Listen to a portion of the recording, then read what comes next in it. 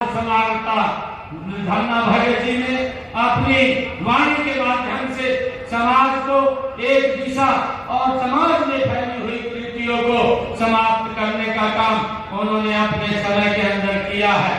मुझे खुशी है कि आज के दौर में जब हमारा समाज कई तरह की सामाजिक और आर्थिक चुनौतियों का सामना कर रहा है, तो श्री धन्ना भगत जी का यह संदेश और भी महत्वपूर्ण हो जाता है कि धन्ना भगत जी ने हमें यह सिखाया कि सच्चा धर्म वही है जो मनुष्य को मनुष्य के साथ जोड़ता है। मित्रों, मुझे खुशी है कि श्री धन्ना भगत जी ने स्वयं कोई ग्रंथ नहीं लिखा, उनके अनुयायियों ने उनके द्वारा रचित पदों को धन्ना जी की आरती शीर्षक में संरक्षित किया है। पंचम पातशाह श्री गुरु अर्जन देव जी ने भी धन्ना भगत जी के भक्ति भाव के बारे में श्री गुरु ग्रंथ साहिब में उल्लेख किया है कि वे सिद्ध महापुरुष थे। उनके 3 पदों को गुरु ग्रंथ साहिब में शामिल किया गया है। श्री धन्ना भगत जी के नाम से देश भर में अनेक संस्थाएं हैं जो नई पीढ़ी को उनकी भक्ति व शिक्षाओं को अपनाने के लिए लगातार प्रेरित वो करती रहती हैं। हमें गर्व है कि उनके नाम पर हरियाणा में धर्म क्षेत्र कुरुक्षेत्र में श्री धन्ना भगत पब्लिक स्कूल स्थापित है। हम श्री धन्ना भगत जी की शिक्षाओं के अनुरूप हरियाणवी एक के भाव से सबके कल्याण व उत्थान का कार्य कर रहे हैं। उनके दिखाए मार्ग पर चलते हुए हमारा प्रयास है कि समाज के हर वर्ग को समान अवसर और समान सम्मान प्राप्त हो। ये मान धन्ना भगत जी की ही ये एक मार्ग था, उनकी एक सोच थी जिसको हम आगे बढ़ाने का काम कर रहे हैं। मुझे ये भी खुशी है कि हमारी सरकार श्री धन्ना भगत जी के जीवन और उनके आदर्शों से प्रेरणा लेकर के कई योजनाएं और कार्यक्रम चला रही है। श्री धन्ना भगत जी एक किसान थे, वे जानते थे कि खेतों में मेहनत करने वाला व्यक्ति ही देश का आधार होता है। हमने अन्नदाता के कल्याण के लिए उनके ही दिखाए हुए मार्ग से हमारी सरकार ने उनका जो सोच थी, जो उनके विचार थे, उस विचार को हमारी सरकार ने लेकर के हमने अन्नदाता के कल्याण के लिए कई कदम उठाए हैं। हमने किसान हित में अभी विधानसभा के सत्र में जो नकली बीज व कीटनाशकों पर रोक लगाने के लिए कानून हमने बनाया है। हमने अंग्रेजों के जमाने से जो हमारे किसानों के ऊपर अभियान लगता था, उस अभियान को भी जड़ से समाप्त किया है और 133 करोड़ रुपए का अभियान किसानों के ऊपर था, उसको भी समाप्त करने का काम वो हमारी सरकार ने किया है। हमने ये भी निर्णय किया है, जो धन्ना भगत जी ने हमें रास्ता दिखाया है। हमने हरियाणा में ये देश का पहला राज्य है, उनके मार्ग के ऊपर आगे बढ़ते हुए हमने हरियाणा के अंदर अपने किसानों की 24 फसलों को एमएसपी पर खरीदने का निर्णय भी हमारी सरकार ने लिया है। हमने किसानों को सीधा लाभ पहुंचाने के लिए ई खरीद पोर्टल के माध्यम से 10 फसलों के जो हमने पीछे खरीदी थी, उनके 12 लाख किसानों के खाते में एमएसपी के तौर पर सीधी खरीद का पैसा उनके खाते में 1,29,000 करोड़ रुपया सीधा खातों में पहुंचाने का काम किया है। हम सब देखते हैं कि धन्ना भगत जी महाराज जिन्होंने एक समाज के अंदर समरसता और समाज को एक दिशा देने का काम किया, हम उनकी शिक्षाओं के ऊपर आगे बढ़ रहे हैं। हमने किसानों को अपनी फसल बेचने के लिए ई खरीद एप्लीकेशन द्वारा घर बैठे ही ई गेट बनवाने की सुविधा भी हमने जारी की है। उनकी फसल खरीद का भुगतान भी हमने 48 घंटे में सुनिश्चित किया है कि जब एग्जिस्टिंग गेट पास कट जाता है तो मात्र 48 घंटे के अंदर सीधा डायरेक्ट किसान के खाते में पैसा पहुंचाने का काम ये हमारी सरकार कर रही है, ताकि किसान को कोई दिक्कत, कोई समस्या का सामना न करना पड़े। हमने ये भी निर्णय किया था पिछले दिनों, ये धन्ना भाई जी द्वारा दिखाए गए मार्ग के ऊपर हमारी सरकार आगे बढ़ती हुई किसानों को पिछले धान की फसल में जो बरसात कम हुई है और बरसात के कारण से हमारे किसानों की जो खर्चा ज्यादा हुआ था उस खर्चे को कम करने के लिए हमने ये निर्णय किया था कि किसान के खाते में प्रति एकड़ 2000 रुपए पहुंचाने का काम ये हमारी सरकार ने किया। मुझे खुशी है कि हमने हरियाणा प्रदेश के अंदर 1345 करोड़ रुपया किसान के डायरेक्ट खाते में ये पहुंचाने का काम हमने किया है। ऐसा हरियाणा के इतिहास में ये पहली बार हुआ है। प्रधानमंत्री किसान सम्मान निधि हो योजनाओं के तहत हरियाणा के लगभग 20 लाख किसानों के खाते में 6563 करोड़ रुपए की राशि वो भी पहुंचाने का काम देश के यशस्वी प्रधानमंत्री नरेंद्र मोदी जी हर 4 महीने के बाद कहीं न कहीं से वो सीधा डायरेक्ट किसान के खाते में पहुंचाने का काम करते हैं।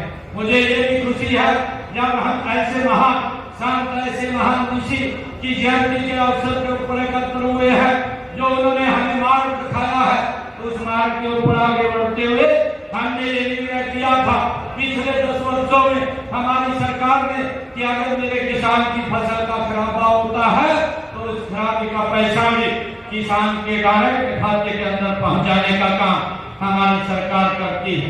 मुझे ये खुशी है बताते हुए पिछले 10 वर्षों में 14,770 करोड़ रुपया किसान की फसल के खराबे का पैसा पहुंचाने का काम हमने किया है, ताकि किसानों को उनकी फसल के खराबे के बाद कोई दिक्कत समस्या न आए। हमने ये भी निर्णय किया पिछले दिनों जो खेतों में से हाई टेंशन तारें जो निकलती है, लाइन निकलती है, उसकी मुआवजा नीति भी हमने बनाई है और इसमें टावर एरिया की जमीन के लेकर के मार्केट रेट के 200% वह लाइन के नीचे की भूमि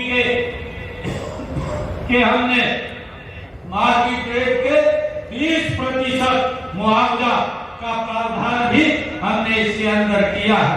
हमने किसानों को मजबूत करने के लिए किसानों के हित में जो कदम उठाए हैं हमने पिछले दिनों, ताकि वो लिटिगेशन की समस्या से बाहर हो, क्योंकि ये सोच अगर किसी की थी, ये महाराज धन्ना भगत जी की ऐसी सोच थी कि हर व्यक्ति सुखी और संपन्न खुशहाल हो, उसको किसी प्रकार की समस्याओं का सामना न करना पड़ा। यही एक मार्ग उन्होंने हमें दिया। हमने निर्णय किया पिछले दिनों हमारी सरकार ने ये निर्णय किया कि जो किसान, जो पट्टेदार किसान थे, लंबे समय से काश्त कर रहे थे, मालिकाना हक नहीं था, हमने सरकार और पट्टेदार किसानों के बीच में एक विश्वास की बहाल किया है और अपने भू मालिकों और काश्तकारों के बीच में जो जमीन के कब्जे, मुआवजे आदि को लेकर के विवाद होते थे, उन विवादों के लिए हमने कृषि पट्टा एक्ट लागू करके उनको मालिकाना हक देने का काम, उन विवादों को भी खत्म करने का काम ये हमने किया है। हमने पिछले जो 20 वर्षों से जो ऐसे पट्टेदार किसान थे जो काबिज थे और वो काश्त करते थे, उनको हमने 2004 का कलेक्टर रेट लेकर के मालिकाना हक देने का निर्णय किया।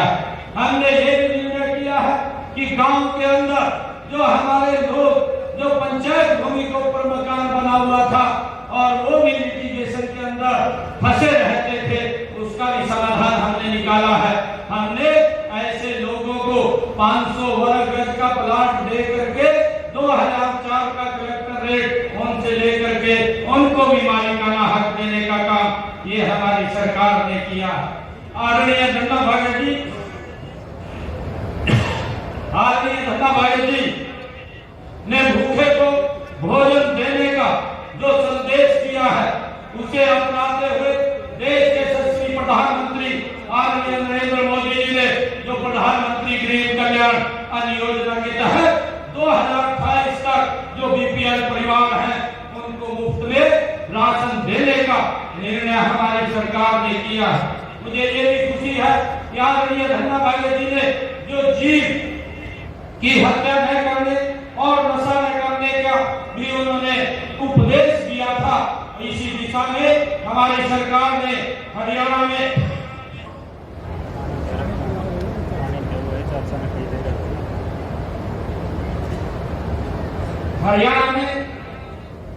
जो गौ संरक्षण और गौ संवर्धन विधेयक 2015 को लागू करने का काम ये हमारी सरकार ने किया है तथा नशा मुक्ति अभियान भी पूरे प्रदेश के अंदर चलाया जा रहा है। इस अभियान के तहत मैं लोगों को जागरूक करने के लिए प्रदेश के अंदर एक साइक्लोथॉन यात्रा का भी आयोजन किया जा रहा है।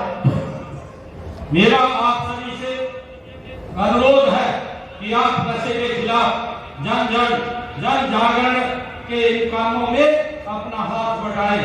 मेरा आप लोगों से आग्रह है कि जो ये नशे के खिलाफ एक मुहिम चली है, ये हमें धन्ना भाग्य जी से ही प्रेरणा मिली है कि नशे को हमने जड़ से समाप्त करना है।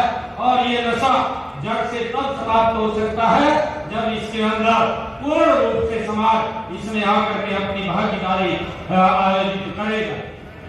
और जब आप लोग इसमें शामिल होंगे तो यह नशा पूर्ण रूप से समाप्त होगा।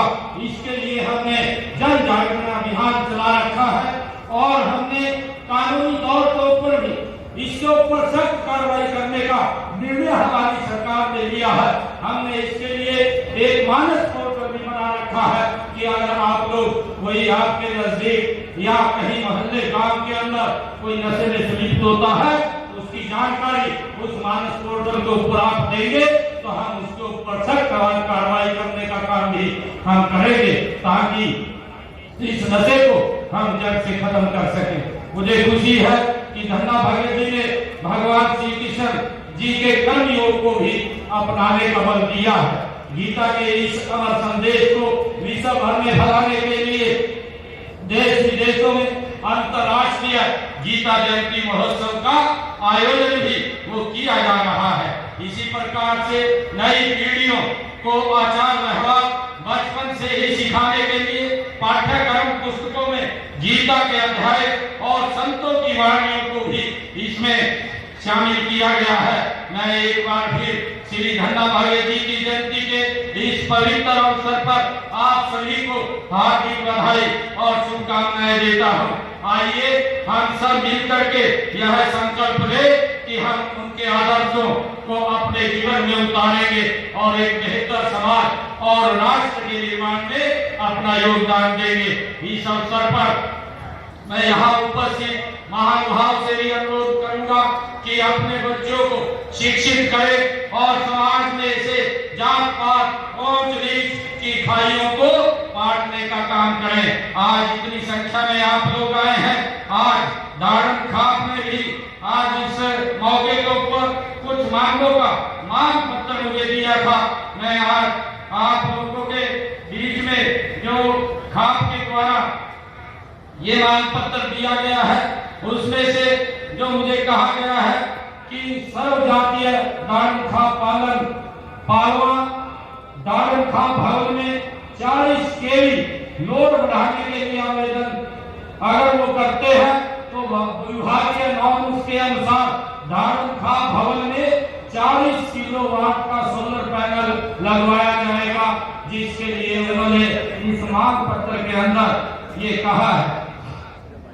और दूसरा जो कहा था कि गांव पालवा में तालाब की रिपेयरिंग बाद एक शेड तथा एक कमरे का निर्माण करवाया जाए। अगर इस काम को पूरा करवाया जाएगा, ये जो आपने कहा है कि रिपेयरिंग बाद तालाब की और एक शेड एक कमरे का निर्माण भी यहाँ पर करवाया जाएगा, इसकी भी मैं आज घोषणा करता हूँ। आपने दाड़म खाप भवन की चारदीवारी की बात कही है। पालवा गांव पालवा में दाड़म खाप भवन की चारदीवारी और ग्रिल का कार्य भी पूरा करवाया जाएगा। इस मांग को भी हम पूरा करते हैं। एक आपने दाड़म खाप भवन में बरामदा का महल का निर्माण करवाने की बात कही है। गांव पालवा में दाड़म खाप भवन में बरामदा भी और हाल भी उसका निर्माण करवाया जाएगा, इसकी भी मैं घोषणा करता हूँ। लगभग ये कार्य जो है ये कार्य विभागों के पास भेज करके उनको पूरा करवाने का काम ये हम करेंगे। आज आप माननीय धन्ना भगत जी जो जिनका जीवन हमें एक प्रेरणा देता है, जिनसे हमें एक शिक्षा मिलती है आगे बढ़ने की, समाज एकता से एकजुटता से आगे बढ़े, बिना भेदभाव के आगे बढ़े, उनकी शिक्षाओं को लगातार हम धन्ना भगत जी की लेकर के हमारी सरकार आगे बढ़ रही है। आज आप इतनी भारी संख्या में आए हैं, आप सबका मैं दिल से बहुत बहुत धन्यवाद करता हूं और धन्ना भगत जी को भी मैं पुनः नमन करता हुआ प्रणाम करता हूं। इन्हीं शब्दों के साथ जय हिंद, जय भारत, जय महात्मा, एक जोरदार जयकारे के साथ भारत माता के, भारत माता के, धन्ना भगत की, धन्ना भगत की, धन्ना भगत जी। बहुत बहुत धन्यवाद। धन्यवाद माननीय मुख्यमंत्री महोदय।